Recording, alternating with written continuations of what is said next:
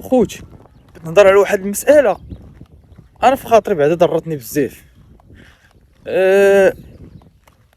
الناس ولات ما عارفاش، يعني كتسمع الحواله موجودين، السوق موجود، ولكن كتجي تشوف كتلقاش اثمنه خياليه بزاف. والله الا اثمنه خياليه بزاف لواحد الدرجه راه ما تصورش.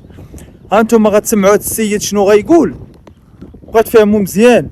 الا الانسان راه واصله بيه العظم ودار خاطرو، ولكن راه الثمن اللي كاين بزاف والله حتى بزاف.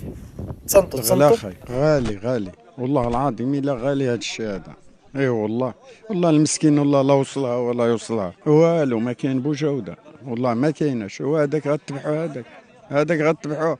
يلا وريني اش غتبع في هذاك. يلا يبيعوا لي بالكيلو، يلا نتفاهم معاه يبيعوا لي بالكيلو نشوف شحال غيوزن هذا الحلي. يلا نعطيه 15,000 فرنك الكيلو. ما كاين والو الحبيب، والله ما كاين والو. والله العظيم الا المسكين يتكرفس تكرفيس العاده.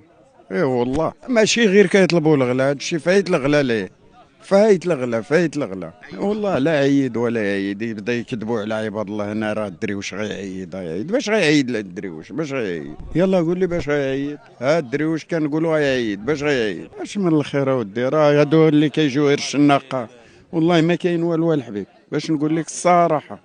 اي والله الحواله عيانين، هذا ما شوفش حواله مزيانين. الحواله على قدم هذا ما يتكلوش كاع. شكون باش ياكلهم هذا؟ لا هذا ما يتكلوش. اش نهضر معاك من حواله؟ لا العيد باش هذا لا ذبحته. لا ما فيه ما يتكل. انت تشوف بعينه الانسان يشوفها حولي ما فيش الروح.